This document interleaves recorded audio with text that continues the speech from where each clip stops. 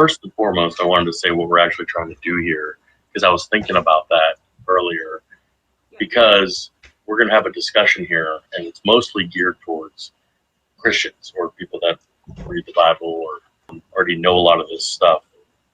And I think you'll agree when I say that the reason we're having this discussion, and hopefully more, is not to say that we're better or know more than other people, but I was thinking about when the disciples were arguing amongst themselves about who's the best.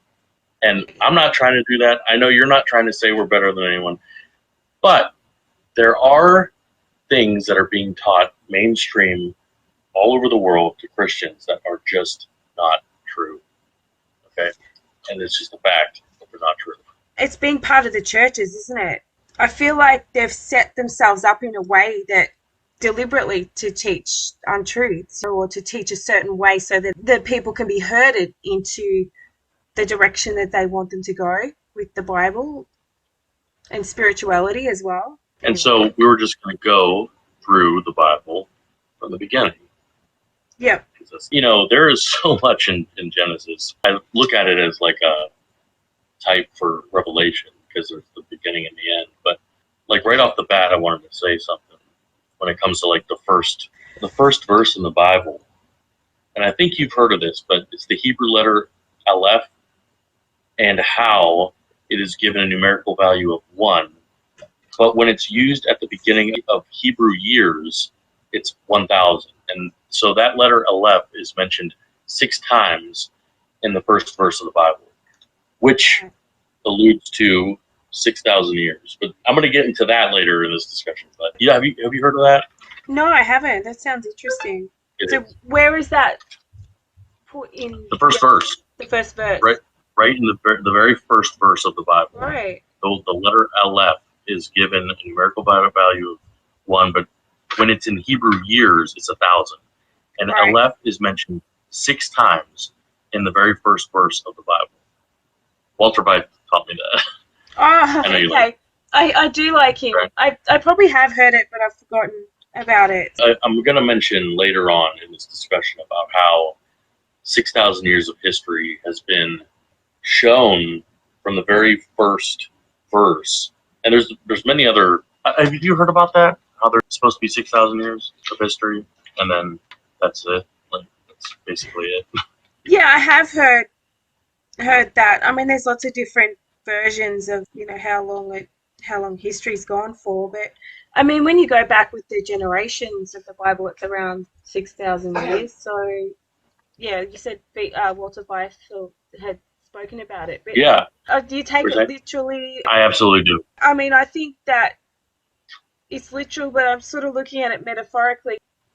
You know, is it sort of a representation of God's talking about making the earth, but is it sort of also kind of a representation of making man as well? So you got different people that say that everything's internal in us. A lot of this could represent our internal, the brain and different parts of our spiritual journey, creation. Yeah, and journey. There is a theory. I was trying to find it because I heard this a few years ago, and I really like it. But how the 7 days of creation, or the 6 days of creation, represents our spiritual journey as Christians. The first one is basically a light comes on, and you realize that there is a God, and that God is real. And that's kind of like the let there be light. That's kind of like happening in your mind. And then day 2 represents the water separating from the water, which represents you understanding that there's separation of good and evil. Okay. And then the day 3, which is the seeds and the fruits, represent the seed being planted in your mind of Christianity. And then day 4, which is the sun, the moon, the stars, represents when you have Jesus. You know, if you're born again, then you have Jesus the Son in you. Then day 5, which is the birds and the fish, that is representing when you become a fisher of men. So you kind of can start talking and maybe preaching the gospel. And then 6 is, since man is the highest order of creation, you are kind of, there's man and beast were kind of created on day 6. So it kind of separates man from beast, because the term beast is used to represent people who don't know God. So it's kind of like, if you're a Christian person knowing these truths, it does separate you kind of from the beasts, I guess, if that makes sense. It's kind of like what we were talking about before, people just not wanting to be themselves, or just afraid to say what they think, or conforming to peer pressure in society. The world. Yeah, The world. I mean, the world. Yeah, people go through their whole life not being real, or not wanting to grow spiritually. Like, they'll get to 60 and 70 and still be trying to revert back to their old teenage years and go through midlife crises and things, and not wanting to become, well, I guess, evolve as a spiritual person, or just as a person in general. Do you know what I'm trying to say? Yes. But would you agree that there is just kind of people out there that were just never meant to get it? Like, well, I think they're calling them NPCs, isn't it, now? Like, you hear that. yeah. Like, you hear that term. It's like the NPCs, like playable character. Yeah. Character, yeah. There's certain people you meet in your life that just got so much going on, and there's other people that just seem like there's nothing going on inside the NPC. Yeah, and it's not about putting people down or what have you, but I think that's what the Bible's referring to, being born again. You're making me think of, in the Bible, when it just simply says sons of God and sons of men. Yeah. And right from the beginning, there was a separation of, and they're not fallen angels, okay? That's going to be a separate thing when we're talking about the fallen angels. But the sons of God, I know people think that's a fallen angel thing. It's not, because in the New Testament they talk about being sons of God. But doesn't it make you mad though? Like, hold on, I'm gonna go on a tangent now, because the whole devil thing, the Lucifer thing, the Satan thing, the fallen angels. You are one of the only people I've ever encountered, aside from Chris Sparks, not even the Tudor Alexander guy, who he's got some good stuff, but they don't know that devil and Satan and all these things are not entities. They're in this world of a delusion that they're never going to really quite get it unless they understand that. And they're free of it. That's like a pagan thing. Yeah, and it's something that weighs you down. I start watching Christian videos, and I'm just like, I've got to turn this off, because you're all about, I was demon possessed because of this, and the devil made this happen, and it's like, no accountability. Accountability. Yeah, and you are completely weighed down by this fear of this devil and these demons, and you have to go to this church to get exercise from these things to make your life better.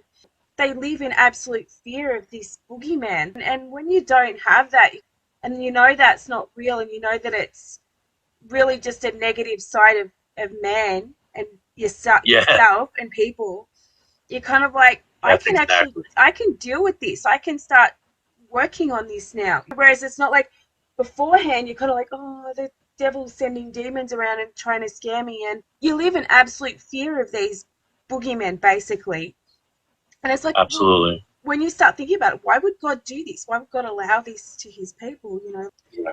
You go to these charismatic churches, and people are having to speak in tongues and have people pray for the demons. And it's like, well, you're going to church. God loves you. He's not going to allow that to happen to you. And it's because they're just living in this fantasy world. It's not real. It also takes control away from what you can do. When you say that there's devils and demons, then you feel helpless. What are you going to do against some specter coming at you? Like, when you find, and I will tell you this, my one friend Dan, who I've known since I was, I think, 6 years old, he came to me. He knows that I read the Bible and trying to get close to God. And he's been asking me a lot of stuff. But it took me like maybe 2 weeks, but he finally understood that there is no, like, I actually convinced him to understand that there's no devil, Satan, Lucifer. And he said that it felt like a weight lifted off him when he's like, it's those aren't things coming to get him. Okay. It's things that, we all have the demons in us. It just, you can choose to do that or not. They're not coming to get you. They don't make you do things. Okay. It's you And it's just like how Eve, I don't personally think that there was a snake talking. Sorry, I'm butting in. This gets into where I was sort of going with the Genesis kind of being metaphoric. I mean, I'm not saying it wasn't literal, but you start looking into things, you think, was it her serpent brain, that side of her, that was trying to convince her to do the wrong thing? And my thought is darkness on the face of the waters, and God divides the light from the darkness and the firmament. You start thinking metaphysically, where humans are 60 to 75% water, and everything's fractal. Everything works the same way and is created the same way. You see, Genesis is such an interesting book because I feel like I really do think that, because God can do anything, He's the creator of everything, okay? Yeah. I do think it was created by the days, but those days I really do think that they can represent a lot of, I don't want to say a lot of different things because I don't want to go crazy with this, but look, I'm just going to show you. I spent probably a year of my life just on one subject of the Bible, and that is something called sacred chronology, where I know that there's things you can find online, but like I myself took graphs, okay, from the beginning to, and I wanted to do, I calculated from all these different sources, each year that was given to us in the Bible, and I literally, and I have more papers than this, but I literally, it probably took me like a year to do this, to compile, but I have an entire folder filled with papers of from the beginning to where we are now.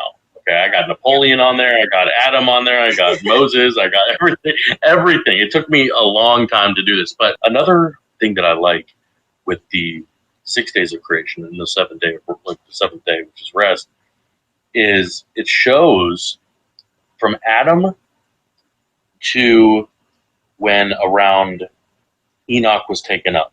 Okay, that's about 988 years, so almost 1,000. Okay, give or take, it's almost 1,000 years. So there's, remember the Aleph I was talking about? That's one Aleph. Yep. All right. So day one, the dark separating from the light, that is the first 1,000 years of time, which is that Seth's lineage with Cain's lineage. So there you have the dark and the light. Okay. Oh, right. Yeah. The next 1,000 years is Noah, the waters separating from the waters, and you have the flood. Okay. Noah lived to be 950 years old. So that's another almost 1,000 years. Okay. Yeah. Then you have the fruits, the trees, the vegetation, the seeds. Okay. From the time Noah died, you have Abraham, the seed of Abraham. You have Abraham, Isaac, Jacob, and all the judges, Joshua and all the judges. And then it stops almost exactly when the fourth day of creation, which is the sun, moon, and stars, which represents the Son, Jesus, during the 4,000 years. And it starts with, well, Ruth and Boaz, which is like the grandparents of David, I think, or the great-grandparents. But anyways, you have them, you have the call of Samuel, you have Solomon, David, the line of David to Jesus. So you have the Son being represented, which is Jesus, which is the fourth day and the 4,000 years. Then you have, on the fifth day, the birds, the fish, and that's when the disciples went out. Yep. And the disciples, the fishers of men, the saints, for about 1,000 years. And then you have, from the fishers of men, that time, you have the secret societies really starting to pop up. The Templars, which basically derived from the Johannites, Johannism, which was in Jesus' time. The secret behind secret societies. Now it is interesting that in secret societies there are always two doctrines. One for the initiated and one for the goyim, the uninitiated. And the Knights Templars had two doctrines. The one was the inside esoteric occult doctrine, and the other one was the exoteric, the one to the outside, and that was Catholicism. Now, Gary H. Carr, in his work En Route to Global Occupation, puts it this way. He says there were the ancient mystery religions which come from Babylon, and they were pantheistic, of course, which means God is in nature, God is in everything, which in effect makes us God then too. This was inculcated in Kabbalism, was taken over in the Christian era in what is called Gnosticism, and the Knights Templars were the inner secret core that had the ancient knowledge of the mystics.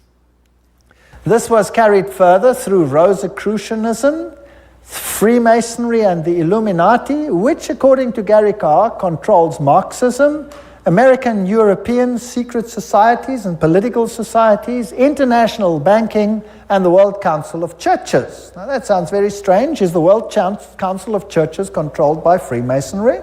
We'll have to look into that in some detail.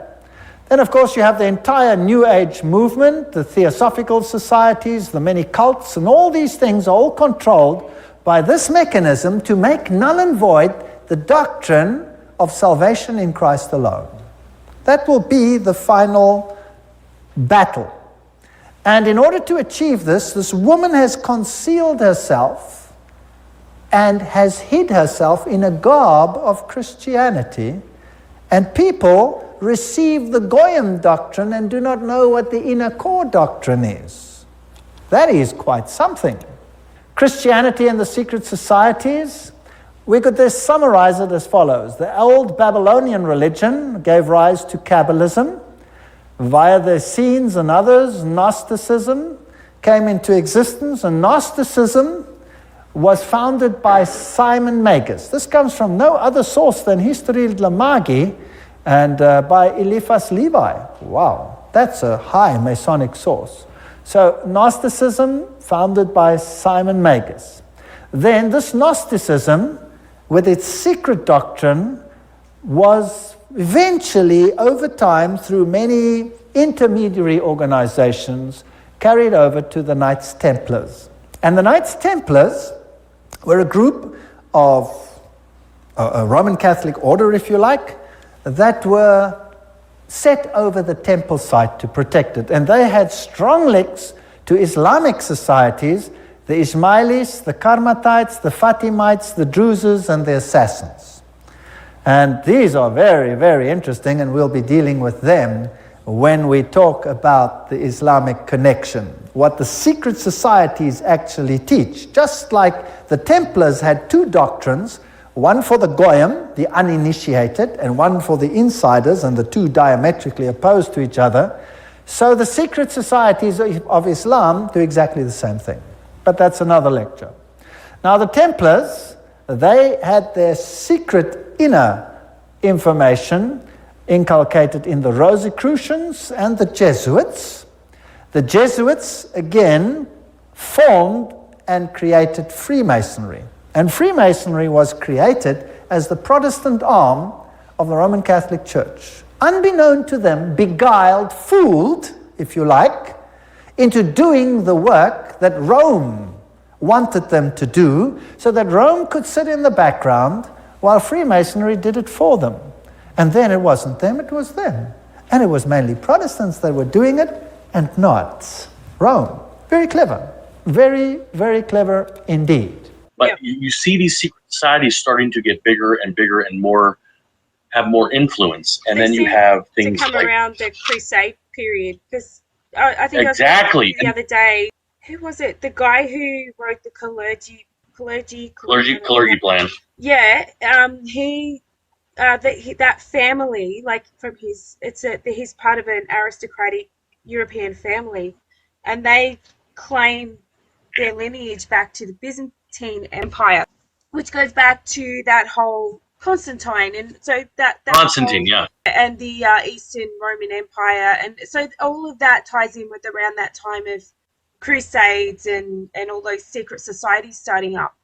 Yeah, absolutely. Yeah, it was around 1100, around that time. So that's the Crusades and all that. And then from them, you get Leonardo da Vinci's The Vitruvian Man, almost perfectly encapsulating the man aspect of this, which is The Vitruvian Man is actually where we get the star, the 5-pointed star. And I did a whole study on this, on the 5-pointed star, the 6-pointed star. And what that represents, the Vitruvian Man, is the separation from God, man's separation from God. That's why every country has a star, a 5-pointed star, because it's that country is ruled by man. It's not ruled by God. So we're a country away from God. We're doing our own thing. Here's our stars on it. Again, the Jesuits got formed in the 1500s. The Enlightenment, the Age of Reason, all this came in after the Fishers of Men, after the Saints. So do you see how and then rest is when, my opinion, when Jesus comes back. I don't know about the 1,000. I think the 1,000 years. I think we're in the little season right now. Okay, that's where we're at. I feel like that rest period was in between that time when Jesus came. I believe that the 144,000 was selected from all the people that the apostles went to preach to, and the leftover remnant of the Israelites. Absolutely. Yeah, so you had because Judea was only Judah, the Levi, and supposedly a small amount of Benjamin, because Apostle Paul was from the tribe of Benjamin. And then they went out into all the places that the lost tribes are said to have gone, and then they went out into Europe and a few different places as well. Mainly all Greece and Rome, and I think they went to northern Africa there where Rome ruled at that time. It was a lot different than it is today as far as northern Africa goes. Yeah, so I think the 144,000 come from those people. I agree. I think what's happened is a lot of the prophecies in Revelation happened back then. There seems to be some sort of catastrophes that happened on earth that I don't know if they've sort of hidden them or, there were lots of earthquakes, lots of stuff going on at that time. Then you've got the Crusades, and then you've got the little season where it was sort of a quiet period where people believed in the Bible and it was sort of peaceful. And then now, all these societies have taken hold, and now they've got full control of the earth. So I think we're definitely in that little season now. Absolutely. I can't see it any other way. Can't see the way they have control of the earth today, the way everything is under their management. It has to be the little season, in my opinion. Well, and like you just said, the way they have control of the earth, they do have control of the whole earth. Yeah. No time in history have these elite groups ever had control of the whole world. Yep. Okay. They had to do World War I to get rid of the Russian, what's it called? The Tsar. Yeah, yep. Sorry. They had to do all these things. They had to make the state of Israel. They had to do all these things in order to be able to do what they're doing now. Okay? Yeah, exactly. There's lots of other royal families that were ruling, but they weren't within their control group, so they had to get rid of them. And they have. That's how. And you can tell this from the pandemic. It was like almost a test of which countries were going to, and just about every single one did. And the ones that didn't, there's a few in Africa that didn't, they all got murdered. There was another island, I can't remember the name of the island country, but I don't know if it was Tunisia or not, but they got hit with a tidal wave. There's torpedoes that can actually create tidal waves. But anyway. I was just hearing that yesterday, actually. I was listening to something. I was in someone's near-death experience, actually, and they saw the east coast of America get hit with a tidal wave in a war in their near-death experience. And they actually mentioned those weapons and saying that they actually do have weapons to create tidal waves. Yeah. I actually looked into the actual scientific papers of these missiles and everything. I did a whole study on that where they actually can. It's crazy. There is something, though, I wanted to ask you, and I think I asked you this before, but not like on here. Are you a preterist? I don't want to say yes, I am, because if there's preterist is 100%. Well, I don't. Everything's happened in the past. Futurism's everything's pushed into the future, and they're both Jesuits. They're both set up, I think, by Yes. Jesuits. God, I love how much you know. Yes. Yeah, you do. I wouldn't say, no, I'm not a preterist. I believe a lot of it's happened, and I think, again, it's that Hegelian thing, isn't it, where they're saying, oh, no, it's all in the past, oh, it's all in the future, when it's sort of somewhere in between where a lot of it's happened, but we're still in amongst it, and it's not to the point where Jesus hasn't come back yet, has he? So I think we know it if he has. Right. It's called a historicist view. You can actually look throughout history when a lot of these things happened. And one of the, you mentioned the earthquake. I can't remember exactly the Bible verses where it shows what an earthquake actually means. Not physically or like literally, but an earthquake. There's verses that show that an earthquake represents like a radical change of power happening. Okay. Yep. So, well, and that's happened. A earthquake can actually trigger that too. To 17. Sixth seal, we see a great earthquake. And there are multiple verses for this sixth seal. Let's read all the verses now. Starting from Revelation 6:12, let's read all the verses. I looked when he opened the sixth seal, and behold, there was a great earthquake, and the sun became black as sackcloth of hair, and the moon became like blood. Lot of symbolism, isn't it? There is a great earthquake, and the sun became black as sackcloth of hair, and the moon became like blood. Is it a blood moon, a red moon? Let's see what it is. So this is all symbolic language. We had seen this in Revelation 1st chapter itself. It's signified. It's a sign language. Let's try to understand the sign language with the help of the Holy Spirit. What is meant by earthquake in Revelation? Earthquake means it is overthrow of kingdoms. It's a political revolution. How do we know this? How do we know that earthquake is not literal earthquake? Earthquake in Revelation, there are 3 major earthquakes, and each of them is a big political revolution. Let's read Haggai 2:21-22. Speak to Zerubbabel, governor of Judah, saying, I will shake heaven and earth. I will overthrow the throne of kingdoms. I will destroy the strength of the Gentile kingdoms. I will overthrow the chariots and those who ride in them. The horses and their riders shall come down, every one by the sword of his brother. Look at what God says here in Haggai. I will shake heaven and earth. I will overthrow the throne of kingdoms. So shaking of the heaven, shaking of the earth, earthquake, it means that overthrow of the thrones of kingdoms. It is not a literal earthquake. Let's also read a few more verses from Ezekiel. Ezekiel chapter 31, verses 2, 3, and 16. Son of man, say to Pharaoh, king of Egypt, and to his multitude, whom are you like in your greatness? Indeed, Assyria was a cedar in Lebanon, with fine branches that shaded the forest, and of high stature, and its top was among thick boughs.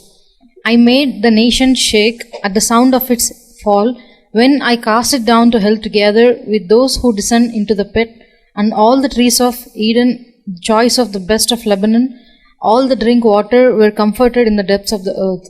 Here God talks about Pharaoh the king of Egypt and Assyria, 2 different kingdoms. And here God says that I made the nations shake. Shaking of the nations, earthquake. Nations shake at the sound of its fall. Whose fall? It's Egypt's fall. So when a nation is falling down, and there is a big political revolution, it's called as an earthquake in Revelation. And earthquakes, what earthquake are we talking about here? Christians were initially killed. There was a big persecution, and overnight it turned into a Christian kingdom. Overnight, after the victory of Constantine the Great on the pagan kingdoms, it became a Christian empire. Roman Empire, Europe for the first time, it becomes a Christian kingdom. There is toleration for Christianity. Initially, he was actually a good king. His intentions was initially pure, but later, for want of power, he merged paganism with Christianity. So Constantine the Great, he defeated Diocletian's army in 312. And this ended the Diocletianic persecutions. But the historicist view is, and you can actually, it's pretty amazing when you look at like the seals, the 7 seals, the trumpets, and really, I mean, I believe that we're at like this 6th and 7th vial right now, because I can't remember if it's the 6th or 7th. One of them mentions that Babylon was split into 3 parts. Okay, Yeah. so that great city, or that city, and that's Washington D.C., the Vatican, and London. I think in one of my videos, I said it was Jerusalem. Like, not saying that it's not like Babylon now is literally split into three as well, because you've got, you know, the city of London, Rome, and Washington, D.C. But when the Bible's talking about that great city, the woman, it also says the city where they killed the saints and the prophets, and our Lord was crucified. So that's Jerusalem, right? So it was even in the time of, I think, from the Crusades, it was split into the quarters. So they've got quarters in Jerusalem, which is run by one quarter's Muslim, the other's Catholic, and the third one was the Jews, obviously. But I mean, it says quarter, but the fourth one is the Armenian Church, which is basically just I remember you. The Roman Catholic, Orthodox, you know, it's the same thing. So you've got that sort of separation of the Roman system between East and West, and the Armenian Church is pretty much the same thing. So realistically, it's quarters, but it's really a third. There's, you know what I'm saying? So there's three major religions in that city, and it's been separated. I actually remember even watching that. And actually, you and Chris Sparks have the same. He said Jerusalem too. I'm not saying you said that because he did, but I'm saying I remember when you said it. Yeah, and then I remember watching one of his videos and he said it, and I was like, interesting. I do have a question, and now I haven't looked into any of this, but I wanted to ask you if you had ever heard or looked into any significance to the 4 rivers that are in Genesis. I have in the past, what were you going to say about it? I had a theory though, and I was wondering if there was 4 ways to the brain. I was trying to put these 4 rivers as 4 arteries or something to your brain. I can't remember what I was doing with that. There's a guy, I think his name's, it might be Bill Donahue on YouTube, and he has some videos on that, all the sort of brain connections to Genesis. And I think he says that because you've got the 2 hemispheres, but I think the 2 hemispheres are then sort of into 4. And the people who are into the whole North Pole, it's a bit into the Tartarian sort of hollow earth sort of thing, believe that the 4 rivers flow out of I think it's the Mount Meru. Oh, that's right. Yeah, so that's right. There's supposed to be that goes. I think that ties into Buddhism, or even maybe in some of the Muslim sort of ancient information. There's the Mount Meru, which is supposed to be this mountain, a black mountain rock. Yeah. And then out of the 4 rivers flow out of it. And that ties into Sanskrit, Buddhist cosmology.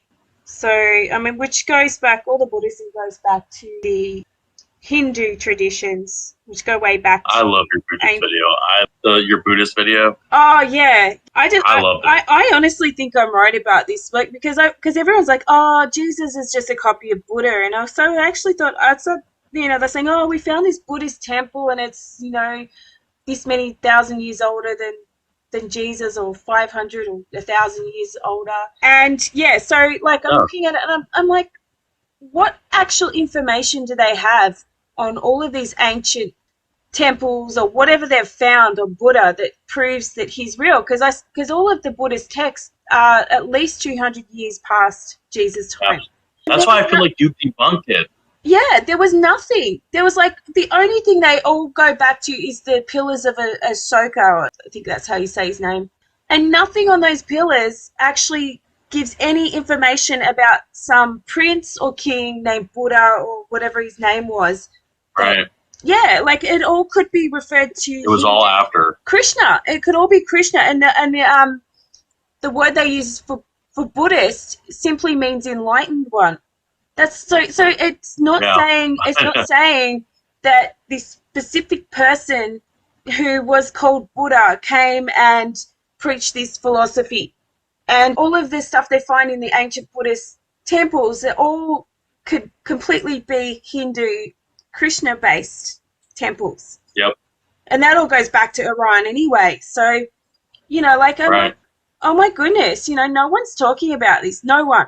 I can't find anything out there saying it's. That's why it was one of my favorite videos of yours. before this time, at the very least, all we see is Buddhism that is, if it's there at all, a schism of Hinduism. We see the pillars of Asoka talking about Dharma. This was a Hindu philosophy, not necessarily Buddhist. It doesn't talk much of a Buddhist philosophy.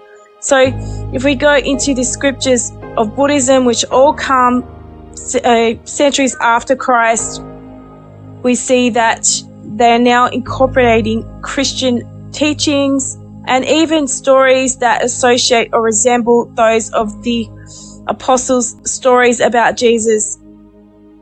So if we look at the meaning in Sanskrit of the word Buddha, it just basically says a learned person, an intelligent person. Buddha, Mercury, one who is wise, the learned, the intelligent, one who has understood the Lord, thoroughly experienced.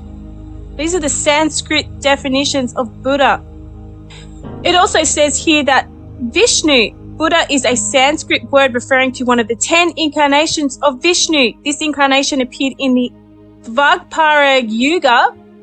Vishnu is the name of the major Hindu deity and forms part of the trinity of supreme divinity, Trimurti, together with Brahma and Shiva. So these words could be referring to Hinduism.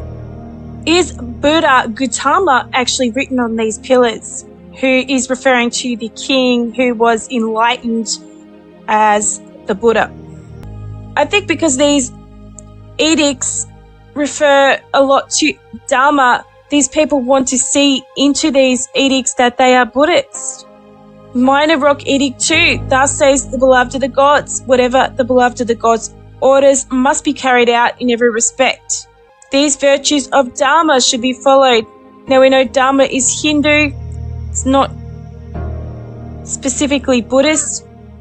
So, just to go off on a tangent here, the meaning of the word Ashoka in Sanskrit is without sorrow. So, meaning and history means without sorrow in Sanskrit. The name was born by Ashoka the Great, a 3rd century BC emperor of India. So, the name Ashoka is said to have been used by other people. But when we look at the word simply as an interpretation, it means without sorrow. Looking back at this minor edict of where it places the name Ashoka, it says, from Suvarnagiri, in the order of His Highness the Prince and the officers. Good health to the officers of Isila, who were to be instituted thus. Thus speaks the beloved of the gods, Ashoka. Does this refer to a man, or does this refer to thus speaks to the beloved of the gods without sorrow? It contains legends as well as historical narratives and glorifies Ashoka as a Buddhist emperor whose only ambition was to spread Buddhism far and wide. When were they written? There are several versions of the Ashoka Vadana, dating from the 5th century current era, 500 years to the 16th century current era. Some date the earliest finished form of the text back to the 2nd century current era, although its oral origins may go back to the 2nd century BCE, may go back. So it took them, 400 to nearly 1,000 years later to write about this great king Ashoka. There's no evidence of him before this. And they're dating these pillars to 230 years BC. I mean, just think about this. This is the foundation of Buddhism. Even after the edicts were deciphered, it was believed that they corroborated the assertion of the Buddhist source, because in some of these edicts, Ashoka avowed his personal support of Buddhism. However, more recent analysis suggests that although he was personally a Buddhist, as his edicts addressed the Buddhist Sangha attest, the majority of the edict in which he attempted to define Dharma do not suggest that he was merely preaching Buddhism. Yes, he was Hindu. Hinduism goes back to the Vedas. It's much older. It comes from Persia. So, as I've explained, there's no evidence to show in these texts that were written anywhere from 400 to 700 years after the supposed reign of Ashoka, that they corroborate these pillar edicts and date them. And as we see in the works of J.W. McCrindle, who was a Scottish classical philologist and educator who wrote several major works and references to India in ancient classical writings. And he was dated from 1825 to 1913. He said about India, the discovery that the Sandrakotos of the Greeks was identical with Chandragupta, who figures in the Sanskrit annals, and the Sanskrit drama was one of a great moment, as it was the means of connecting Greek with Sanskrit literature, and of thereby supplying for the first time a date to early Indian history, which had not a single chronological landmark of its own. This is my take on Buddhism. I think that if people want to try to use Buddhism to prove Christianity wrong, they are severely misinformed about Buddhism and its origins.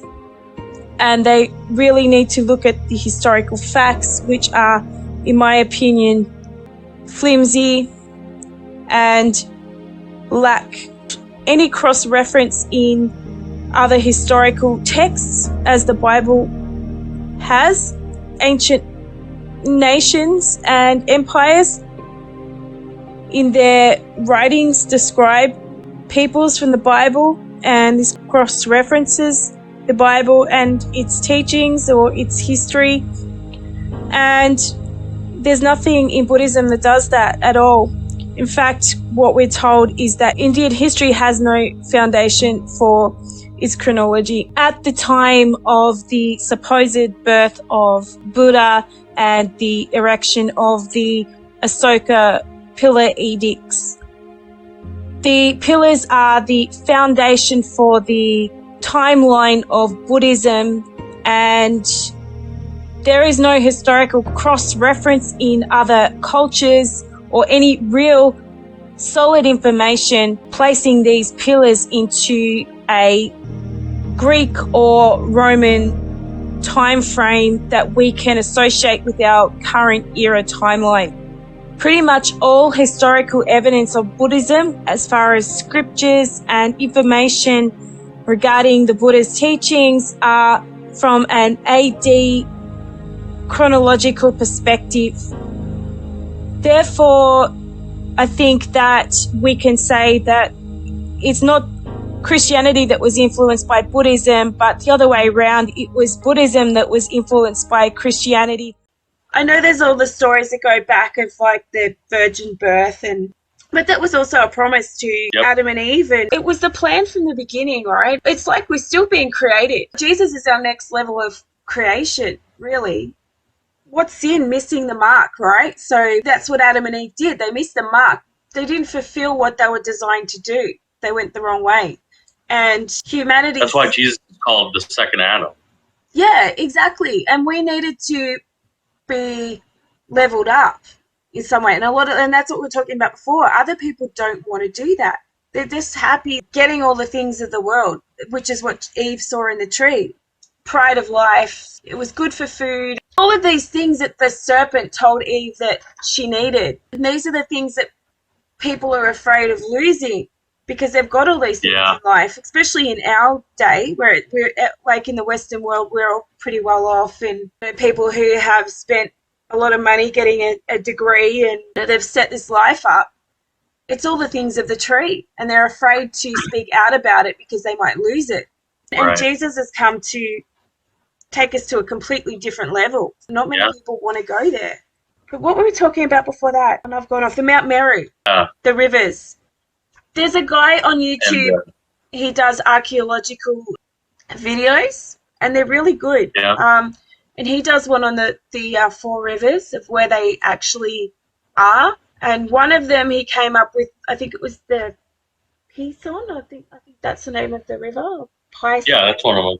Yeah. And there is a dry riverbed in kind of like where all the, you know how I've done a lot of videos on the Nabataeans and all, it's sort of in that region near the Dead Sea in that area.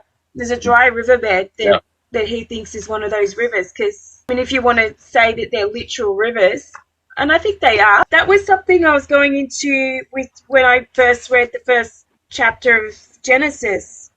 It made me think of the darkness on the face of the water, and that sort of a representation of our creation. I mean, the earth's creation, the universe's creation, our creation. Have you seen much about the Egyptian Temple of Man? I have not. Yeah, there's I saw it years ago, a documentary on the Temple of Man. And so there's a temple in Egypt. The whole temple's based on the human body and the proportions and the medical. Okay. Yeah.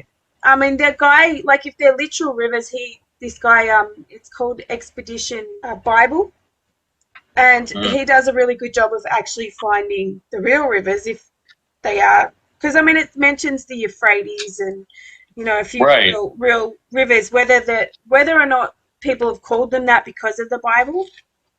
Everything's kind of real, but also internal as well. Yeah, so like a spiritual aspect. Yes. Yeah, there's a spiritual aspect to it as well as a real life aspect. And it's a way off tangent, but it's got in Genesis, the darkness is divided from the light.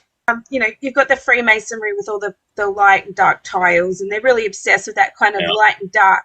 But I've done a bit of photography, and when you take a photo, it's the way light works is you've got a negative.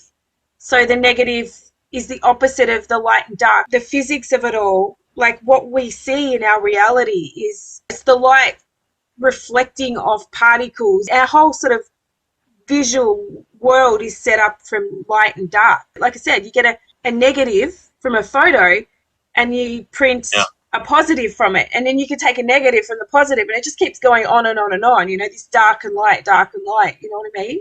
I like how you mentioned that, because a lot of people think that the dark is devil, Satan, Lucifer, which we know that those aren't real things. God does the good and the bad. Okay? Yeah. God does. Yep. And is it bad? Like, it's just bad. We just think it's bad, but it's not necessarily bad, whatever happens. It's just that we don't like what happens to us in that situation. I did this exercise where I read the whole Bible from front to back. Okay. And if you read it knowing that there's not a devil, it's God that's doing the good and the bad. Yep. You're seeing there is not one instance where there's a devil, it says, doing something. Okay. Oh, I know. It's I know. God does the plagues. God hardens the Pharaoh. Yep. God sends the evil spirit into, you know, Saul or whatever to make so David could play the harp. Okay. God does it. Okay. Yep. So then where is this room for this dark evil entity? Okay. There isn't. There isn't. Yeah. The only place you could possibly say is when Jesus gets tempted in the wilderness. And then I can look at that now and think he's tempted by his own flesh, like we are. He had to be like us. He had to come here and go through everything that we go through in the flesh to overcome it. We don't overcome it. He can. And that's the thing, like God, I think I made this point once, God isn't divided. There's no, like, there's just God. There's no, how is the spiritual kingdom divided? Like, there's this, how in the spiritual realm, or this heaven and whatever in God's creation, is there this place where there's a devil and all his evil demons? How does that exist? No sense. How does that exist with God? The only place that it kind of exists is within us. You know, like Eve with the serpent. She's listening to the serpent, and that's that duality of darkness and light is inside of us, and we have to overcome that. And when you know that, it makes it a whole different perspective when you're reading that Jesus was tempted by. That's what he was thinking. Those were thoughts that he was having that he could do. Yeah. Okay? Or that he, you know, it wasn't a devil out there. It was things that Jesus was actually thinking himself. And it's really interesting when you know that, and then you can look back and read like, oh, okay, wow, that's the thoughts that Jesus was having. If you look at it from that perspective, you can understand, oh, okay, you know, and these are the same kind of battles that go on inside yourself, you know. And then I don't like all the psychologists, but like some of Carl Jung's stuff about the shadow person, and you know, you've got this battle within yourself that's constant. You're constantly battling to make the right choice, or those negative aspects of our own flesh. That seems to be, and then you can completely see that that's what Jesus is battling or overcoming in that story of the temptation in the wilderness. Like he was the Son of God. He could have ruled the earth. He could have fallen off the mountain. That's what his flesh is telling him. You could do all these things because of who you are. Exactly. But he's saying, I don't care what that, and that goes back to that whole thing of people won't speak the truth, because inside of them they're saying, oh, if I do this, if I turn my back on doing this, I'm going to give up all of these things of the world. And Jesus is saying, you could have all these things of the world, but I don't want them, because that's not what the Father wants for me and for humanity and for his creation. There's something better for us if we take that path.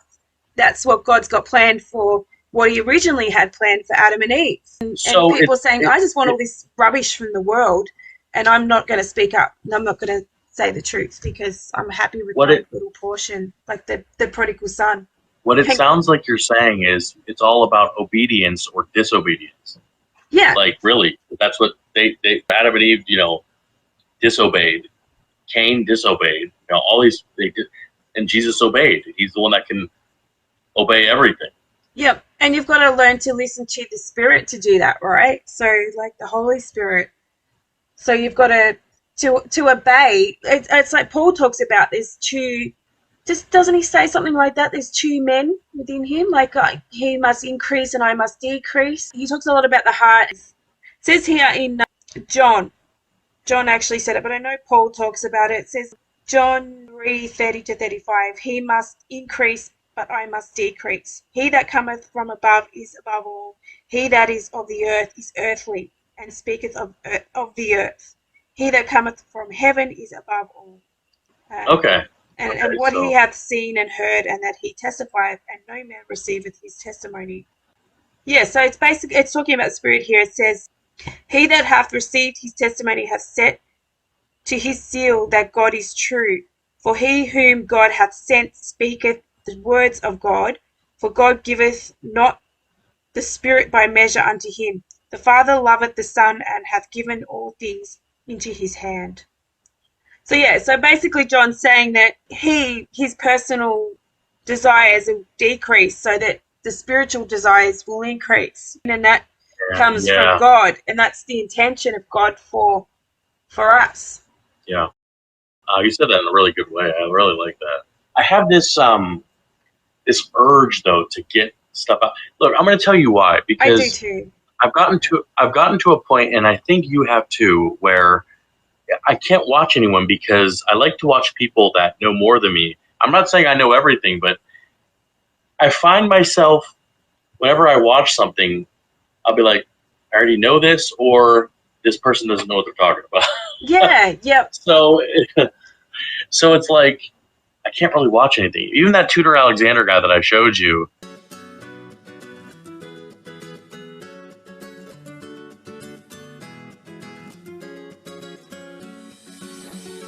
In an age where rhetoric and emotions determine people's beliefs, one of the most countercultural things that you can do is to objectively look at the evidence regardless of how it makes you feel. It is also important to remember that things are not often what they seem, that history is not what you've been told, and that the truth will always be hated by the world. So today I invite you to abandon political correctness and oversensitivity so that you can learn the truth. Unfortunately, many will think that the things I'll share with you today are highly controversial or even hateful. Yet the good thing about the truth is that it remains true regardless of what we think about it.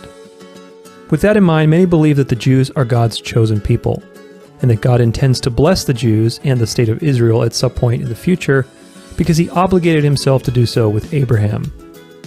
One of the reasons why people think this makes sense is that they believe today's Jews are direct descendants of Abraham. Many Christians even believe that the Zionist state of Israel, and even anyone calling themselves a Jew today, have a special place in God's heart, and therefore We, as non-Jews, need to bless and honor these people more than others. Otherwise, God will curse us or withhold his blessings. These and many similar attitudes must be tested thoroughly with Scripture and with history. This is why we must exercise discernment and test all things. So, let's take a close look at these ideas and see what the Bible and history really have to say on these issues. Strictly speaking, it is incorrect to call an ancient Israelite a Jew or to call a contemporary Jew an Israelite or a Hebrew. Jewish Almanac, 1980, page 3. The first most important thing to realize is that the word Jew is a loaded term.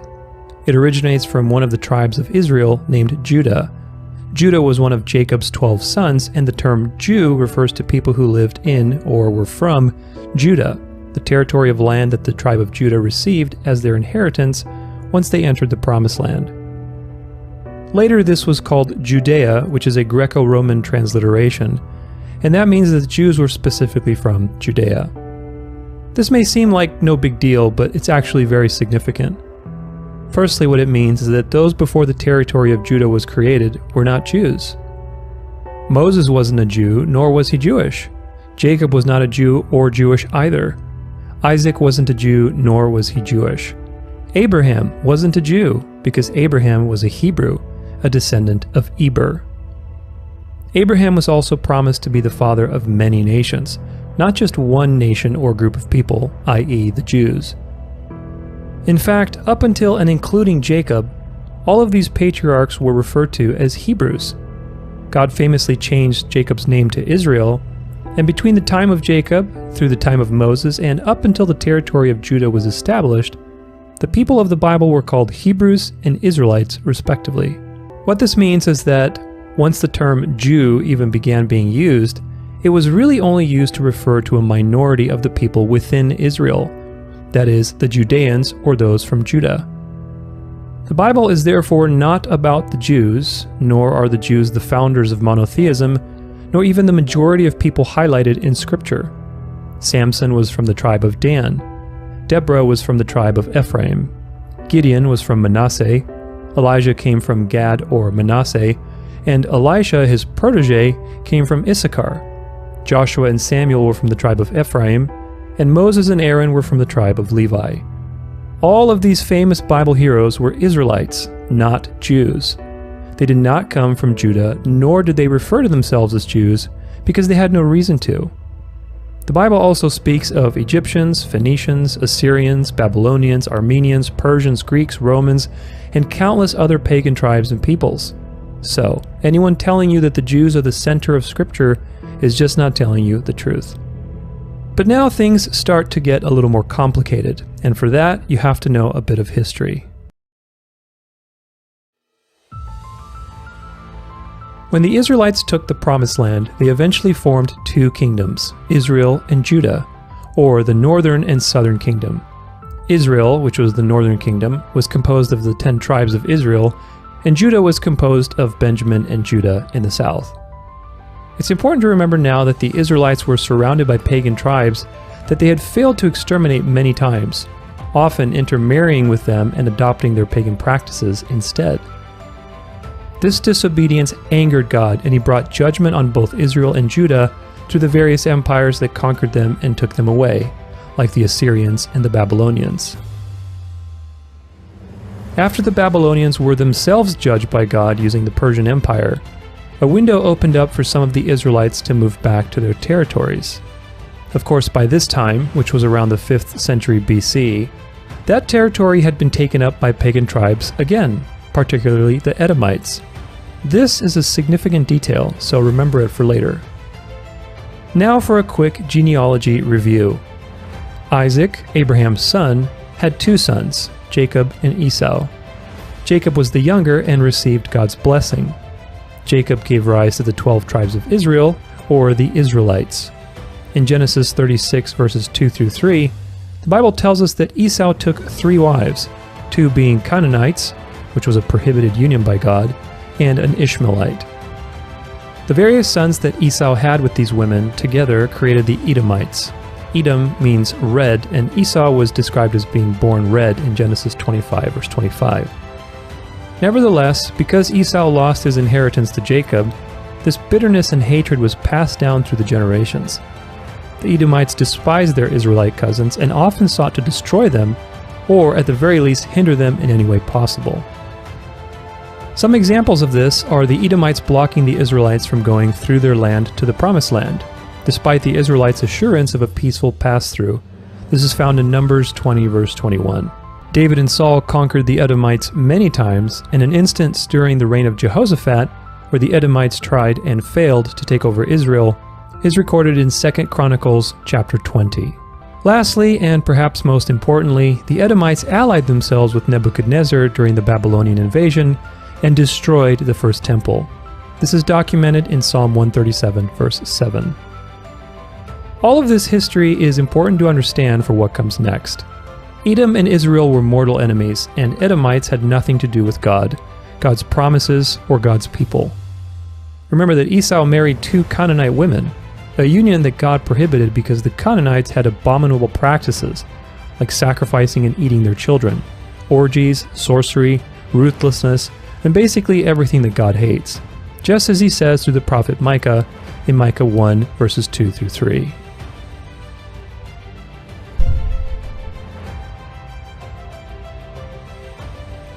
So now we have some context to understand a few very important developments in the history of the Israelites, as well as the history of the term Jew. Throughout the Israelites' tenure of the Promised Land, they frequently rebelled by intermarrying and abandoning God's laws. This brought swift judgment on both Israel and Judah, but it also diluted their blood and what it meant to be a Jew in antiquity. When the Persians allowed the Israelites to return to Jerusalem and their respective kingdoms, these places were already inhabited by Edomites and other tribes. The Israelites again intermarried and disobeyed God, and this forced the prophets and leaders of the time to make the Israelites abandon their wives and separate themselves. This is documented in both Nehemiah 9, verse 2, and Ezra 9, verse 2.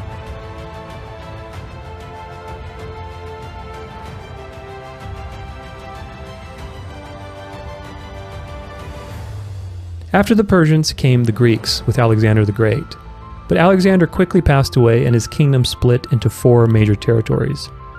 One of these territories, called the Seleucid Empire, ruled over the areas formerly held by Judah and Israel. In the 2nd century, a group of revolutionaries called the Maccabees, descendants of the tribe of Levi, successfully revolted against the Greeks and reintegrated the land and people back into the laws of Moses. These reforms were a step forward, yet consistent with the countless compromises of their forefathers. The Maccabees, or Hasmonean dynasty, forced the surrounding Edomites to get circumcised and declare themselves Jews, rather than expelling them for having destroyed the temple and having aided the Babylonians in the past. All of this was done around the 2nd century BC, and what that means is that by the time of Christ, those who lived in Judea and called themselves Jews were not necessarily true Israelites, like Jesus, but rather any possibility of the following: descendants of prohibited unions, converted Edomites that were basically Jews in name only, or genuine descendants of the tribe of Judah. In fact, it is documented that the Sadducees, one of the political powers of Jesus' time who often sought to accuse him, were composed of at least partly Edomite Jews. King Herod Antipas, who killed John the Baptist because John condemned Herod's marriage to his brother's divorced wife, and also betrayed his kinsman and murdered his next of kin in order to earn the throne from the Romans and become king of Judea, was also an Edomite. King Herod I, his predecessor and also an Edomite Jew, murdered many of the Pharisees, Sadducees, and rulers in order to solidify his political position, bringing in his Edomite kinsmen and appointing them to positions of power. These social realities are probably why the Apostle Paul identifies himself as a Hebrew and as an Israelite in Philippians 3 verse 5 and Romans 11 verse 1, rather than just as a generic Jew. It is also why the Gospel of John often directly mentions the Jews by name in the treachery they were seeking to do against Christ. Whether this treachery is grounded in the Edomite hatred for their brother Jacob, or the hatred of Judah toward his brother Joseph. Remember that Judah sold his brother Joseph into slavery for 20 pieces of silver, Sound familiar? Being a Jew by Jesus' time was a loaded term to say the least, and it by no means meant that you were among God's chosen people. Nevertheless, the conversion of the Edomites is confirmed by the famous historian Flavius Josephus in his Antiquities of the Jews, Book 13, and also the Greek historian Strabo in his work Geographies.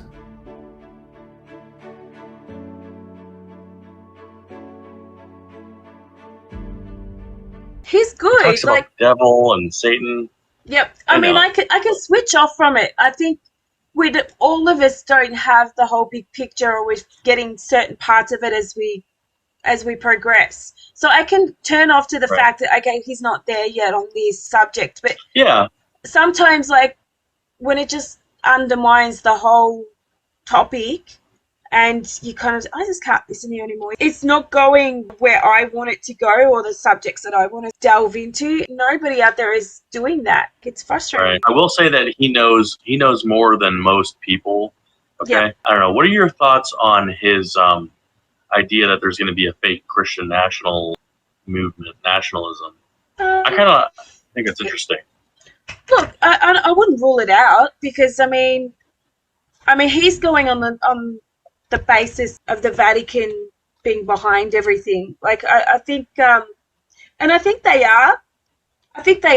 Like, he does recognize that Israel and that whole thing is fake, all right? But at the same time, I think he was saying that there's still, like, the leftover Jews from that time. He understands the whole Ashkenazi thing, and I wanted to go more into depth in trying to prove, which I personally think, and I think there's enough information out there for me to believe this, but like trying to present it to people, that the Vatican and the whole Catholic Church was set up by the leftover Sanhedrin.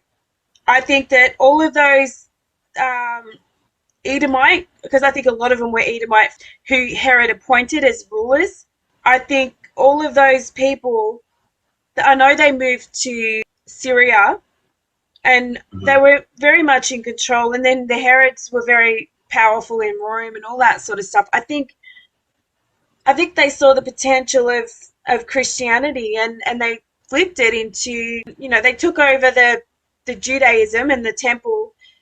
They lost power, they lost control, they wanted it back, and they saw, okay, well, let's do Mark II of the whole system using Christianity now. And that's what the Catholic Church is. It's an image to all of that. Absolutely. Sort of the beast. There's certain people that think the beast was, some of the prophecies were the abomination of desolation, was setting up the image of, I think it was Zeus in the temple at the time of, I think it was when they had the Greeks control of, yeah. I know what you're talking about. Yeah, so that's like, I think that's the Daniel prophecy. People say they set up an image of Zeus in the temple, and then the Romans wanted to set up other gods in the temple. Like, the whole temple system is a beast in itself, because when you've got the King Herod, who's not really a true Israelite, and he's ruling the kingdom and he's setting his people up in the religious system, Jesus just goes crazy on all those Pharisees and how they set up these rules aside from the basic true laws of God and put all these burdens on people. I mean, that's exactly what the Catholic Church did for Christianity. I mean, it's the same thing. It's exactly the same thing. But anyway, there's a lot of proof to show that these people, these Pharisees, were involved in the early Catholic Church. So what I was trying to say is he's very like, the Catholics and they're all behind it, and they are, because I think they're the same people. I think they are. Oh, absolutely. Yeah. And there seems to be two classes of Jews. So, like, there's the Ashkenazis. They're the kind of cannon fodder ones that they'll use in the Holocaust. And I know it sounds disrespectful, but it is. It's like, no, it's true. Let's get rid of them, because we're this ancient elite families, and we're fine, and we're just looking after ourselves.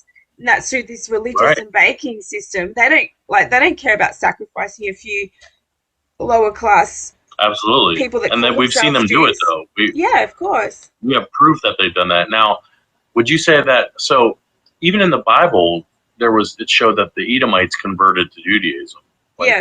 Would you say that because there's the Khazarians, there's the Edomites, there's the Ashkenazi people, and then how many people were converted? Like, What I'm trying to say is they have no connection to Judea. Okay, No. they're just converts, Khazarians. There's, Edomite converts. Yeah, if there was I don't even think any there's one. slight connection to the people of Judea in that time, then it's just so watered down and so like over that amount of time, there's no way you could claim any kind of heritage yet. Right. Like it's If that's messed even the up. case. Yeah. If that's even the case. Yep. If there even is anyone from Judea Yeah. today, which I feel like most of them got killed in 70 AD. I mean, that's when Yep. all the, Yep. you know what I'm saying? Like they were eating their own children. Yeah, there were waves of like, and that's what I can see in the prophecies of Revelation. There were waves of, okay, so 70 AD, a lot of them were killed, but then you go to the Crusades, and there were still a lot of Jews or people of that heritage living in that area, and like they were killed in their thousands. If it wasn't the Muslim invaders, it was the Crusaders themselves. They just killed. They ate people. They burnt people. There were literally thousands of people persecuted in that time, just living happily in their life. That's why I think that the 144,000 came from those earlier groups of people, because after all that time and all those, they were persecutions. You could say they were all the trumpets and the vials happening against these people, because they were pretty horrific. There was barely anyone surviving after that. So where are they going to get the 144,000 from all these people? They're from all the tribes. It names the tribes. How can any of us today name ourselves from a tribe? We can't. Right. Unless it's in a spiritual sense. Yeah, exactly. Maybe somehow God kept a tag on people genetically who are part of tribes. Right. And that's possible. But, I mean, it's far more likely that they came from people at that time, in that place, at that time when the apostles were preaching to them. After Zoroaster died, his religion became corrupted by the Magi, a celibate priesthood who took over his religion and mediated between man and Ahura Mazda. Now, this sounds really familiar, doesn't it? The priesthood introduced many pre-Zoroastrian gods into the religion. Ahura Mazda, the sun god Mithras, and the most important archangel, Spenta Mayanu, Holy Spirit, formed a holy trinity. So doesn't this sound like the Chaldean astrological pantheon, the sun god, the moon god, and, it's quite possible that these magi were Chaldean origin that has taken over this inspiration of Zoroaster. So, we see this in the Islamic religion of Muhammad, and we see this in the Roman Catholic version of Christianity, these celibate priesthood that are infiltrating salvation through Messiah. Now, I wouldn't say, obviously, the Islamic priesthood isn't celibate, but what I'm saying is that with Muhammad coming from Nabataea and from Petra, I do believe that this religion may have been set up by this particular priesthood. It said that his wife was a Jewish merchant from Petra, which is really odd because I don't see how the Jewish merchants were in Petra or the Israelite people, but then she's a very rich merchant family, and she's also said to be one of the first Roman Catholic nuns. So there's a lot of strange stuff about Muhammad's wife. However, as Herodotus reports in his first book, paragraph 131, the Persians had no images of their gods and considered the use of them as a sign of folly. So that's, pretty much as the ancient Israelites did. By contrast, the Jewish temple of Solomon was filled with various gods. Well, this is true. And Solomon did have his 1,000 wives and concubines. The rite of Zoroastrian initiation was baptism by either blood, urine, or water. In contrast, the Jewish rite initiation was Egyptian custom of circumcision. The Zoroastrian doctrine of Zvana is the idea that emanations from the sun are collected in the head and radiate in the form of nimbus and rays. Zoroastrians celebrated the birthday of Mithras on December 25th. It says Zoroastrians celebrated the birthday of Mithras on December 25th. Now, again, was this because of these magi? Because we know that December 25th is the winter solstice, then the point where the sun stops in the sky for 3 days and then starts moving south again, I believe, in the northern hemisphere. So, we've got all these possible links to and corruptions of these religions through these Babylonian Magi, Chaldean Nabataeans. Going on that Marduk was Zoroaster. Now, I'm not sure about that, but let's have a look at who Nabu is. It says Nabu, sometimes known as Tutu, is the Babylonian god of wisdom, learning, prophecy, scribes, and writing, and was also responsible for the abundant harvest and all growing things. His name means the announcer, which refers to his prophetic and creative power in calling forth words, the harvest and other plant life, and the visions of prophecies. So his wife was Tashmit, also known as Tasmitu, and later Nanya. So is that Inanna, Nana, the moon goddess, who was originally the divine consort of the Sumerian god Muati, who became syncretized with Nabu. Nabu himself was developed from the earlier Sumerian goddess of writing and accounts, Nisaba. So from the early Sumerian origins, Nabu became increasingly popular during the Old Babylonian period, 2000 to 1600 BC, and particularly in the reign of Hammurabi. So we've got this Hammurabi code link here. When generally male deities were elevated in Mesopotamia in the expanse of older goddesses. In some myths, Nisaba is Nabu's wife and divine assistant in keeping the records and maintaining the library of the gods. So originally regarded as the advisor and scribe of the god Marduk. And so here we have Marduk. Following the Kassite period in 1595 BC, Nabu was regularly depicted as Marduk's son and almost equal to him in power. Marduk was a patron god of Babylon who presided over justice, compassion, healing, regeneration, magic, and fairness. Although he is also sometimes referred to as the storm god, so we've got Zeus back again, the storm god of the Nabataeans. What was his name again? It was this guy here, Dushu, I think it was. Dushara. His temple, the famous ziggurat described by Herodotus, is considered the model for the biblical Tower of Babel. So it was Marduk, Nimrod, quite possibly. Greeks associated him with Zeus and the Romans with Jupiter. Marduk seems to have originated from the local deity known as Asher Luhi, a farmer's god symbolized by spades, known as a Maru, which continued as part of his iconography. So when we go back to the writing of Helena Petrovna Blavatsky, and she says that the mystic name of the caste devoted to Nabu, god of secret wisdom, which shows on the face that the Nabataeans were an occult brotherhood. The Nabataeans, who according to the Persian Yazidi, originally came to Syria from Busra, were a degenerate members of the fraternity. Still, their religion, even at the late day, was purely Kabbalistic. Nebu is the deity of the planet Mercury, and Mercury is the god of wisdom, or Hermes.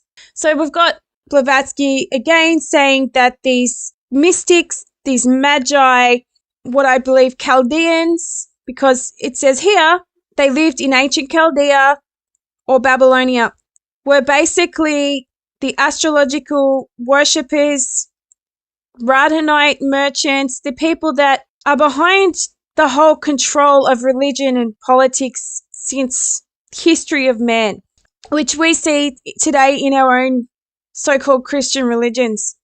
They came from present-day Iraq. It is not inconceivable that they had a branch in Petra, since various sculpted motifs in Petra corresponds to these of ancient Chaldea or Babylonia. But we will restrict ourselves here to the manuscript and its context. It says, in the Secret Doctrine, H.P. Blavatsky repeatedly refers to Nabatean agriculture. She must have really thought a lot about this manuscript. And there's a corruption from Babylon from these magi, who I believe are these Nabataean people. Herod is directly a link to them. The Bible is never wrong. The Bible is either completely wrong or it's completely right. In my mind, in my belief, if Jesus is who he said he was, and if God birthed him in this human body at this time, and he prophesied it was through a virgin, and that there was a dragon that would try to kill him, that dragon to me is King Herod. And there's no coincidence that the Herod family, coming from Edom and from Nabataea, and these Nabateans linking back to Babylon and the Magi, it's not a coincidence to me that Herod is some random man or some random family. And to me, he is type of Antichrist. He is another part of these ancient Chaldean Kabbalistic priesthood, because we see that they took the Kabbalah to these ancient kingdoms. So Cypros was the mother of King Herod the Great. It says Cypros, a Nabatean Arab princess from Petra in present-day Jordan. Herod's father was by descent an Edomite with a Jewish mother. His ancestors had converted to Judaism. Herod was raised as a Jew. Strabo, a contemporary of Herod, held that the Idumeans, whom he identified as of Nabatean origin, constituted a majority of the population of Western Judea. So in this quote from Jeremiah 51-34, it says, Nebuchadnezzar, the king of Babylon, hath devoured me. He hath crushed me. He hath made me an empty vessel. He hath swallowed me up like a dragon. He hath filled his belly with my delicates. He hath cast me out. So it's referring to Nebuchadnezzar here as a dragon. And we have a picture here of Nebuchadnezzar, the second king of Babylon, 630 to 562 BC, Babylonian king of the Bible, depicted as cruel, conquered the Israelites and took them into slavery in Babylon. And I just want to point out here the Nebu, the god Nebu, and Nebuchadnezzar was a Chaldean. King Nebuchadnezzar II was the son of Nabopolassar, who came from the Marduk-worshipping Chaldean tribes. Now, Marduk was the dragon, living in the extreme southern part of Babylonia. Nabopolassar started the Chaldean period, 626 to 539 BC, by restoring Babylonian independence, following the fall of the Assyrian Empire. So Babylon under Nebuchadnezzar, or the beginning, the golden head of the statue in Daniel, was a Neo-Babylonian or Chaldean empire. And Nebuchadnezzar rebuilt the ziggurat of what was possibly the original Tower of Babel. There's a good video on that out from the Expedition Bible channel on YouTube, and the video is called Search for the Tower of Babel. So the irony of this is that Nebuchadnezzar was told in the book of Daniel to be the golden head of the statue that was the beginning of the global empires after the fall of Egypt and Assyria, who were the other 2/3 of heaven with Israel, who had been cast to the earth. According to Blavatsky, the Nabateans, who, according to the Persian Yazidi, originally came to Syria from Busra, where the degenerate members of that fraternity still bear religion, even at the late date, was purely Kabbalistic. Nebo is the deity of the planet Mercury, and Mercury is the god of wisdom, or Hermes, and Buddha, which the Jews called the Lord on high, the aspiring. The Greeks, Nabo, hence Nabateans or Nabateans. So in Nabatean agriculture, we've got the Iraqi Nabateans. They lived in ancient Chaldea or Babylonia. In Malachi 1-3, it says, Was not Esau Jacob's brother, saith the Lord? Yet I loved Jacob, and I hated Esau, and laid his mountains and his heritage waste for the dragons of the wilderness. So, you know, who inherited the area of Edom and who took their trading routes and their inheritance? It was the Nabateans, which directly link back to Babylon and King Nebuchadnezzar, the Chaldeans, and the worshippers of Nabu. These are the Magi and the Chaldean astrologers that were in Rome and various places. And finally, in Revelation 12, we have the great sign appeared in the sky, a woman clothed with the sun, the moon under her feet, and on her head a crown of 12 stars, so the 12 tribes of Israel. She was with child and wailed aloud in pain as she labored to give birth. And the other sign appeared in the sky. It was a huge red dragon. So we know that Esau's red. We know that the dragons are Nabataean, or is referred to Nebuchadnezzar. So the Edomites and these Chaldean Nabataeans. I mean, you already know that one of my relatives is St. Augustine. Yeah, I know. That's kind of cool though. I mean, I don't know what kind of people they were or what their intentions were. I just feel like they were people in power, and they were in power for a reason, because they had family connections to different things. You know what I mean? And those families had agendas. I don't even want to get into the Gog and Magog thing right now, because but I mean, the whole Rothschild thing, the Red Shield, I mean, it's just so interesting. I had a theory on how, I don't want to say it's just Rothschild, but there is the idea of like a family lineage, a group. You know what I mean? Yeah. Of like you were saying, how they turn into like the leaders of the Catholic Church. You know what I mean? The Sanhedrin.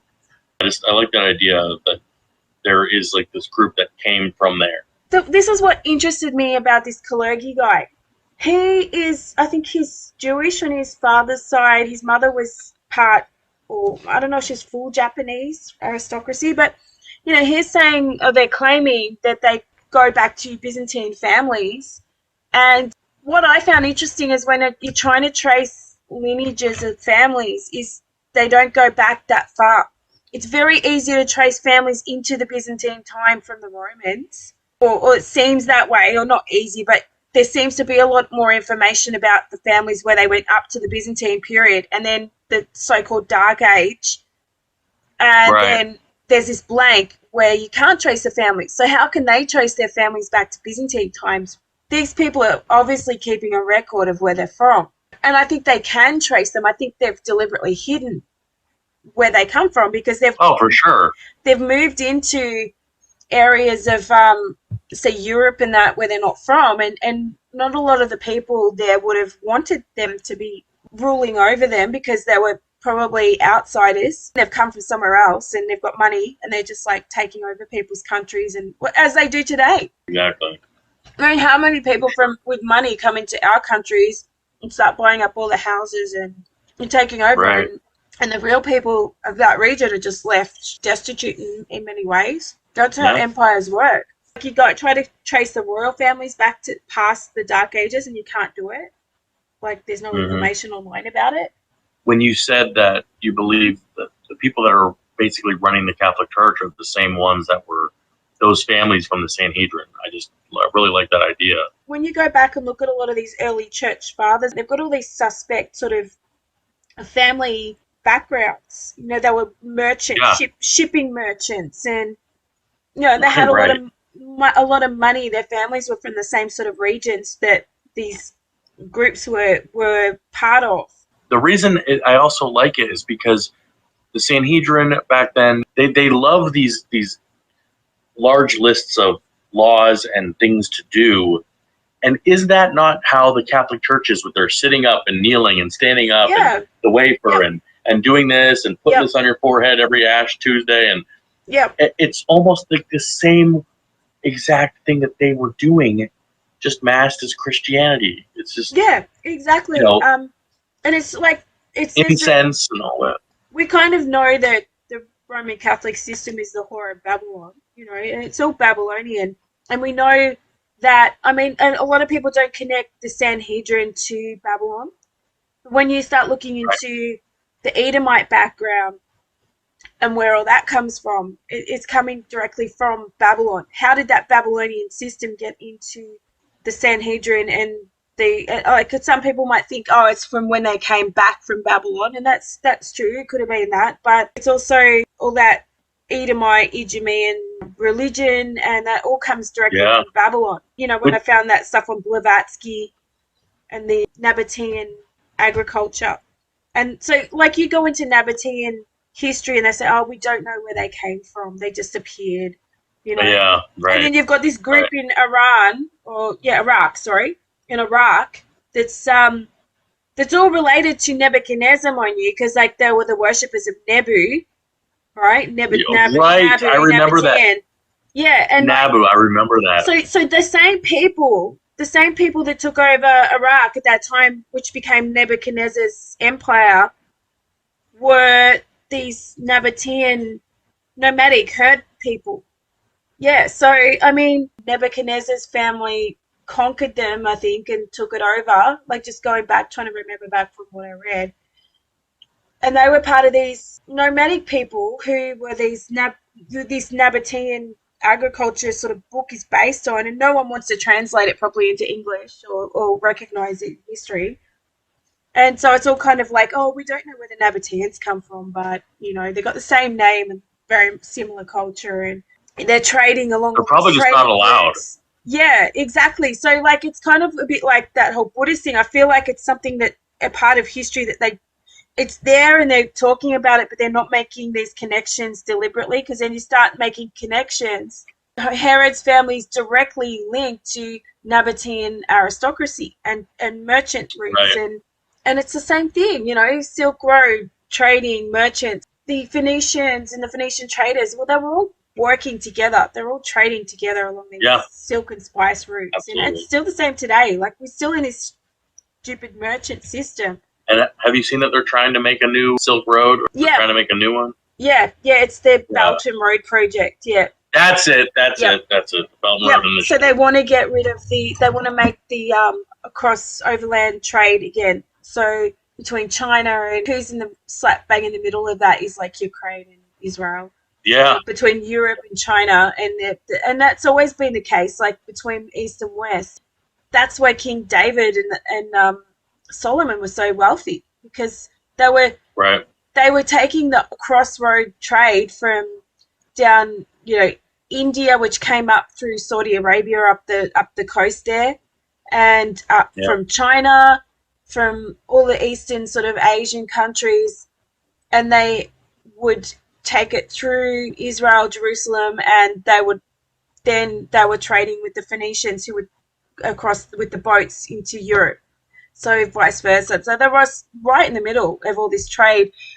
You know, all of the taxes that the king of Tyre gives to Solomon, because they're doing trade deals. There's a hint with the amount of gold that Solomon had. Yeah. You know, 666. Yeah. It kind of gives you a little wink at how bad this trading route deal is. Okay. Yeah. You know what I mean? Man of perdition and the mark of the beast, the mark of the mark of the trading. You know, and it goes into Jordan Maxwell. You know how he talks about the merchants again. Like, if you've watched a lot of Jordan Maxwell stuff, I have. But your birth certificate, and so you're just a product of this merchant system, which goes way back when, but right to the statue of Nebuchadnezzar, where all this trading stuff started. Right, the statue, the head of gold, and all of these empires that come from Nebuchadnezzar at that time have all based it on the merchant roads and trading and taking over nations so that they can control that trading, and it just makes sense. You know, when we talk about Nebuchadnezzar, who was he? He was the bright and shining morning star that had basically everything. Yep. And God brought him down to eat grass like an animal. Yeah, he's Lucifer. Lucifer is nothing more than an analogy for Nebuchadnezzar. Yep. Being up high, being brought down. And then when they say, okay, let me just tell you something. One thing I hate so much is when Christians say, "Oh, Lucifer was so beautiful and he loved music." Hold on. Wait a minute. They almost like idolized him. Yeah. Okay. And first off, that stems from when Nebuchadnezzar would have his drums and whenever he would come out and he would make people worship him and stuff with the music. Okay. Hello, my name is Christopher Sparks, and I'm the translator of the Keys of the Kingdom Holy Bible, and you will hear in these talks the evidence of 3 decades of intense study on translation truth. I am here to tell you on Monday the 16th of October 2023 that you are free. There is no mythical international roving tempter in the skies above or in fires below, no tyrannical, evil, lunatic, infernal monster on your case. The word they translate in the church system Bibles as Satan is not a name or title of anybody. And the word they translate as devil is not a name or title of anybody. And the word they translate as Lucifer is not the name of anybody. The chains are off. So, does this not disempower those who call themselves the Luciferians and the elite and worshipping and sacrificing to and serving Behemoth and all these fictional monsters? And so the fear of them is gone. What they are serving is a translation mistake. Now, they have artworks of these beastly looking figures, but remember, these are just artworks. You see these images. It doesn't mean they exist. So the world and its wars and famines and plagues and destructions are not being masterminded and puppeted from the skies above or from fires below by anybody. It is just the people, and you know their names, and you know the names of their organizations. These are the evil ones, the human beings. So let's look at some of these words. Well, let's look at all of them, in fact. There are three words they translate as Satan with a capital S, and that is a Hebrew noun, Satan, and a Greek word Satan and a Greek word Satanas. So that's three words. One Hebrew, two Greek. And they all mean exactly the same thing. Enemy, foe, adversary, opponent. They are not names of anybody. Oh, you say, how can I prove that? Right, well, I shall. I'm going to turn to 2 Samuel 24:1. This is the passage. And again the anger of Yahweh burned against Israel, and he caused David to be moved against them, to say, Go and number Israel and Judah. So note, the anger of Yahweh burned against Israel. So it was Yahweh, and he provoked David. Then exactly the same story is in 1 Chronicles 21:1. And an adversary stood up against Israel and provoked David to number Israel. The word I have translated as adversary is the Hebrew word Satan. So here the adversary, enemy, foe, opponent of Israel is Yahweh, God. So why then do the church system Bibles put and Satan stood up against Israel when 2 Samuel 24:1 tells us it was God?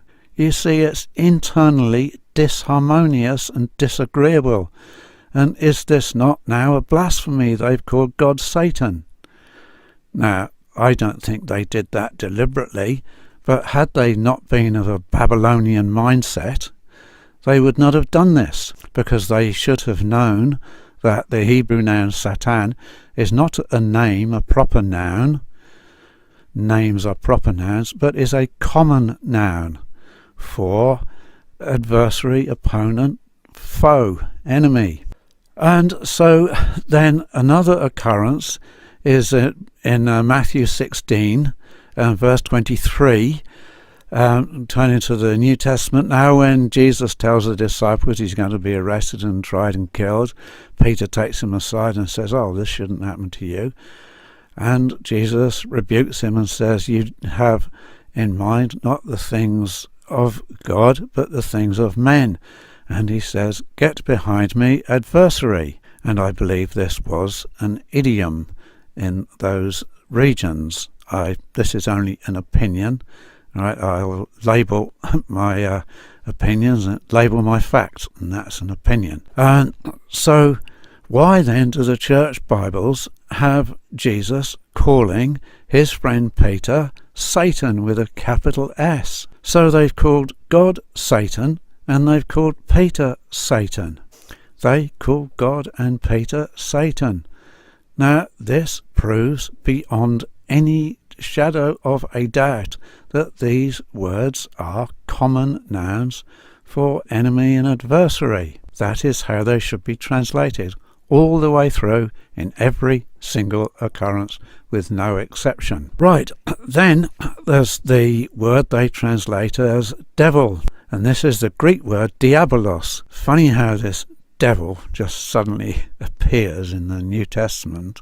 So I'll just give one example of that. In 2 Timothy chapter 3 verse 3, Paul, writing to his friend Timothy and explaining in a list the transgressions and rebellions of people in the latter times, and it includes diabolos, slandermongers. These are people. Oh yes, diabolos. So it's not a name or title of anybody, it's a common noun for slanderers, slandermongers, false accusers. Right, that leaves the friends of the devil with one word: Lucifer. Isaiah 14 verse 12, and here you will see again that it is no good trying to have this as the name of anybody. So the passage is about the king of Babylon, and in verse 9 it says, the grave from beneath is astir for you to meet your coming. And then verse 12, how you have fallen from the heavens, shining star, son of the morning, you are cut down to the ground, you who weaken the nations. For you have said in your heart, into the heavens I will mount up, above the stars of El I will exalt my throne. Now this means, where he says into the heavens I will mount up, he means into the most high rulership on earth. It doesn't mean he thinks he's going to go up and rule in heaven. But so how you have fallen from the heavens, this is a biblical idiom for a fall into disgrace, a loss of reputation and splendor and power. How you have fallen from the heavens, you are cut down to the ground. But Isaiah calls him, the Hebrew word is halal, and it's, I put here, shining star, and then son of the morning. And so they've put Lucifer. Well, this is Venus, the morning star. And in fact, I have changed it for the next edition to Venus. And so Venus, son of the morning. This isn't the only occurrence where a star is called a sun. This is another biblical idiom. But you see how important it is to understand this biblical language of being hurled from the heavens to the ground. It means a loss of reputation and splendor and glory. It doesn't mean they've come thumping down from the clouds and landed in a sandpit or a grassy mound or a rocky road. So that's the end of it. Those are the three words. There is nothing. There is no other word. Those are the words they translate as Satan and devil and Lucifer, and they're no good. Right, one other matter. There is no clanging metallic battle going on in the sky of swords and spears and helmets and shields and archers between the angels of God and the angels of the devil. The sky is empty. This is all mythology. And again, you've probably seen these in paintings. And again, I bring before you that commandment not to create any graven image of such things, because it puts them in our heads and makes us think they're real. These are just artworks. Right, so I now know that some of you are thinking, what about Revelation 12 and 20? Yes, well, I am just delighted to go to those passages and decode them and translate them properly. So let's turn to Revelation 12. So verse 3 speaks about a terrible fiery red dragon having 7 heads and 10 horns and 7 diadems. Right, this is a political body of earthly rulers. Then verse 7, this is the one you're thinking about, some of you. And war broke out in the sky, Michael and his messengers fighting against the dragon. And the dragon and his messengers fought, but he did not have the strength, nor was a place for him found any longer in the sky. and the terrible dragon was brought down, the ancient serpent called the false accuser and the enemy. So, did that remind you of Isaiah 14 about the king of Babylon being brought down from the heavens to the ground? It's exactly the same imagery. And you will have also noticed astutely that I did not say Satan and the devil, because there are no such names and titles of anybody in the Word of God.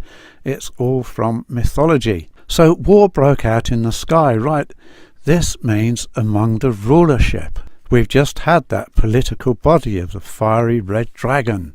Doesn't that sound like communism? And so in Genesis chapter 2 verse 4, it says, "These are the generations of the heavens and the earth." So do the heavens and the earth have little babies? Are there lots of little babies? Does the earth go to bed with somebody and have baby earths?